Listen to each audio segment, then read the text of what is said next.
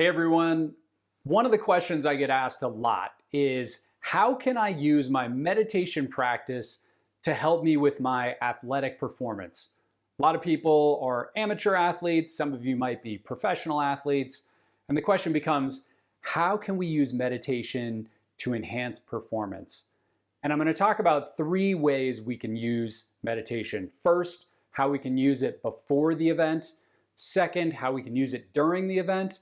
And then finally, how we can use it after the event.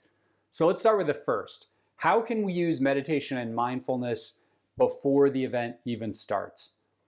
One of the practices I highly recommend here is a more formal seated practice of meditation in the lead up to the event. So let's say you've got a half hour or an hour before your event.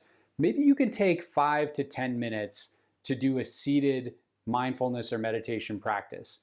And here, I think the best practice to use is a practice where you're essentially just bringing your attention back to the present moment. So I might recommend just a very simple breath-based meditation practice here, where you're following the sensations of breath at your nose. And the key to this kind of a practice, as you're in the lead up to the big event, is to allow whatever's happening in your body to be exactly as it is.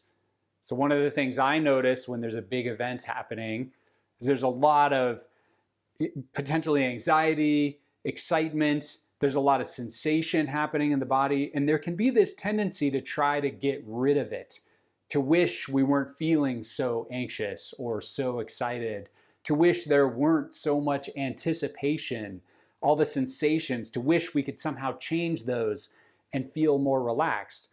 And in this practice, what we're trying to do is actually the opposite, to just be with those sensations and to even acknowledge that for us to do our best and perform at our best, we need that energy.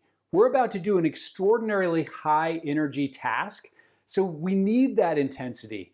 So in this practice, we're following the sensations of breath, but we're also just welcoming that big energy that's beginning to emerge in the mind and the body, realizing that we need that big energy to accomplish the task we're about to undertake. So that's something you can do prior to the event. What about during the event itself? During the race or during the game or whatever it may be for you? One of the things that I think is really powerful here is to just have various moments where you touch back in with the present moment. And here's my favorite way to do this. So unlike the practice we described earlier, where we're following the sensations of breath, in this practice, obviously our eyes are open. We're in the midst of the event. But I like to see if I can touch into the present moment by allowing my awareness to expand. I think of it as almost seeing the field or seeing the course from a perspective of panoramic awareness, from this big perspective, and seeing what's happening in present time.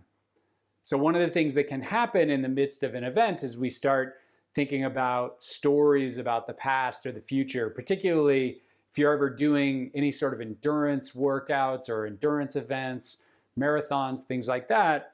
There can become a lot of mind chatter about the future. Am I going to make it? Is this too hard? Am I going too fast? This practice is about expanding our vision to panoramic awareness, taking in the sounds, just touching into the present moment. And what happens when we do that is we experience this profound relief from the suffering that's generated from all of that mind chatter about, are we going to make it? What's going to happen? Are we going to lose? Are we going to win?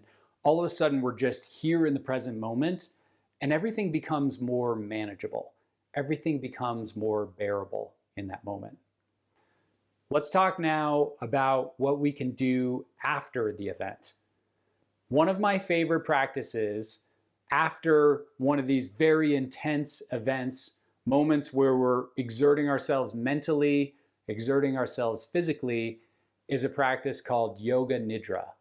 So what we do in this practice is find a little bit of time, maybe it's 10 minutes, maybe it's 15 minutes, to lie down on our back, palms facing the sky. Listen to a guided yoga nidra track. I've got some on my website. There's tons online. There are tons of apps you can use for this. But basically, you close your eyes. You can even use an eye mask if you want. You're lying on the ground, and you allow your body and your nervous system to completely relax. Why would we want to do this after a big event? Well, there are a lot of reasons.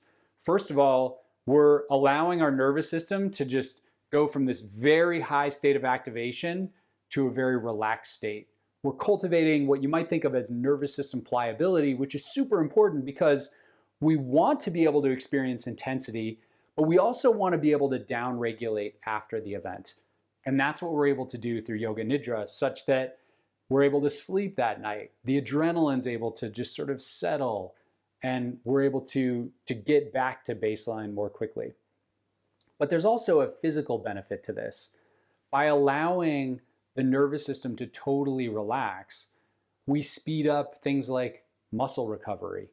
We allow the body to repair itself more quickly by injecting this moment of deep relaxation at the end of the event. So I hope these tools are useful, tools for before the event, during the event, after the event.